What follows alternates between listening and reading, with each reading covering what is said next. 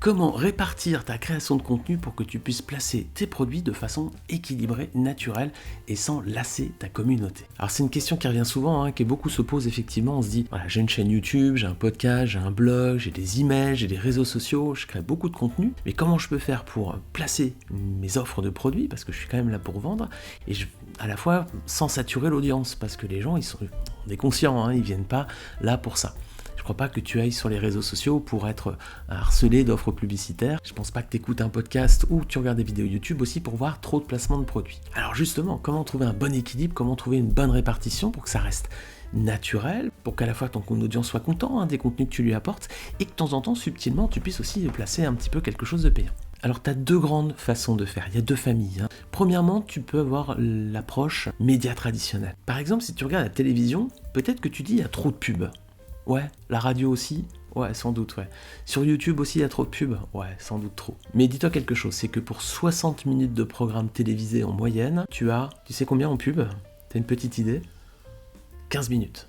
Ok, donc c'est un quart du temps. Donc tu as 45 minutes où tu as le programme télé et tu as 15 minutes où tu as de la publicité. Donc si tu regardes bien, ça fait 3 quarts de contenu, 3 quarts de valeur et 1 quart de promotionnel. Alors ça peut être une bonne approche pour toi. Tu peux fixer la répartition de tes contenus de la façon suivante. 3 quarts de valeur, 1 quart de promotionnel. Alors dans ce que j'appelle valeur, c'est à la fois l'expertise que tu apportes aux autres, c'est à la fois aussi peut-être ton personal branding. En tout cas, c'est des moments où tu ne parles pas de produits ou de services. C'est des moments où tu vends rien. Donc pendant les 3 quarts du temps, tu donnes et le quart du temps restant, tu reçois, tu demandes en tout cas. Mais c'est déjà pas mal quand même, si tu regardes bien, il y a quand même 70% du temps, 75% du temps où tu offres quelque chose. Alors offre beaucoup, les gens viennent avant tout pour la valeur que tu leur apportes. Par exemple, Hugo Décrypte, il décrypte l'actualité. Léna Situation, c'est autre chose, elle offre des moments de divertissement, mais la valeur qu'elle apporte, c'est du entertainment, on va dire, c'est du divertissement.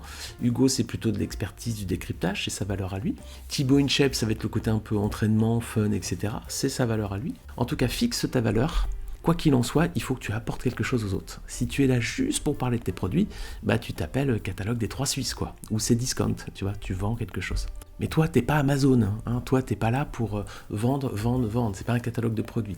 Si tu as une chaîne YouTube, un podcast, des séquences email, un blog, etc., avant toute chose, tu es là pour apporter de la valeur aux gens gratuitement. Et à partir du moment où vous appréciez tes contenus, ils vont être susceptibles d'acheter. C'est la différence d'approche entre la méthode ancienne et puis ce qu'on appelle aujourd'hui l'inbound marketing. L'inbound marketing, c'est pas toi qui vas vers les autres, c'est les gens qui doivent venir à toi. Donc par exemple, dans le monde d'aujourd'hui, tu vas pas acheter une formation en ligne avant d'avoir eu peut-être une formation gratuite. Voilà, tu as tout d'abord quelque chose qui va t'attirer, qui va te donner envie, un contenu gratuit, tu te dis « ça a l'air pas mal ce qu'il fait en gratuit, du coup je vais aller peut-être sur un truc payant ». C'est la façon de vendre aujourd'hui, clairement. Donc si tu appliques ce principe-là, c'est super efficace, les gens ne te connaissent pas pour qu'ils aient confiance en toi. D'abord, ils viennent tester le produit gratuit et ensuite, si ça leur plaît, ils vont payer. C'est la méthode des chouchous. Si tu vas à la plage l'été, il y a des gens qui passent en disant chouchou, c'est ces petites cacahuètes grillées au caramel là. Et qu'est-ce qu'ils font? Ils t'en donnent 2-3 là, un petit truc dans la main, tu goûtes comme ça, puis si t'aimes bien, tu vas en acheter. Mais tu vas pas acheter les chouchous si tu les goûtes pas, voilà. Donc c'est la même stratégie que les vendeurs de chouchous sur la plage l'été. Tu proposes un peu de gratuit et si les gens accrochent, ils vont venir sur du payant. Donc première répartition, donne beaucoup de gratuit, donne beaucoup de chouchou. 3 quarts de ton contenu en valeur, ce que tu apportes aux autres, et 1 quart où tu demandes à recevoir quelque chose. Deuxième approche, là c'est une méthode beaucoup plus agressive, où tu vas te dire, moi je vais avant tout pour faire du commercial. Ok, si c'est assumé, pourquoi pas, Si ton public accroche, pas de problème. Donc dans ces cas-là, la deuxième répartition possible, beaucoup plus mordante, c'est 50-50. 50% valeur, 50% contenu. C'est plus risqué, honnêtement, parce que tu risques rapidement de saturer ton audience. Si elle voit que tu apportes peu et que tu demandes beaucoup, tu vois ce que je veux dire. Mais malgré tout, tu peux la tenter. Peut-être que tu as une audience qui s'y prête, peut-être que tu as une audience qui aime ce que tu fais, peut-être que tu vends des formations, peut-être que tu fais du coaching, voilà, quel que soit ce que tu proposes à vendre, peut-être que les gens apprécient ça, ils sont demandeurs. Après tout, quand on vend quelque chose, on rend service aux gens, on leur apporte une solution à un problème. Donc tu peux peut-être le tester, si ça s'applique dans ton cas, du 50-50. Plus risqué, mais il faut la tenter et vois si ça marche. Alors, un contenu sur 2, là, tu places des produits, tu proposes des formations, tu proposes ton offre. Alors, n'oublie pas quand même qu'on n'est pas des supermarchés, nous autres. Au supermarché, les gens sont obligés d'y aller régulièrement pour faire les courses et s'approvisionner. Ils viennent pas forcément chez nous pour ça. Mais il faut le tenter. Tente-le si tu penses que pour toi ça peut passer 50-50, deuxième stratégie beaucoup plus agressive.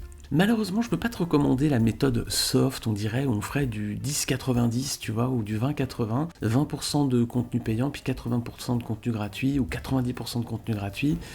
Oui, très bien, ça c'est l'approche très prudente, très douce, mais dis-toi un truc, c'est que ceux qui réussissent le mieux, les meilleurs vendeurs, c'est quand même ceux qui sont les plus mordants, quoi. Va dans un magasin, la vendeuse elle va venir tout de suite te voir en disant bonjour, comment je peux vous aider et tout, et parfois elle réussit à te faire déclencher une vente. Alors c'est pas forcément éthique, je te dis pas de ne pas être éthique, soit éthique, soit en paix avec toi-même. Si tu penses que toi, ce qui marche mieux, c'est 10-90 ou 20-80, beaucoup de valeur et peu de commercial, pourquoi pas, si c'est ta personnalité.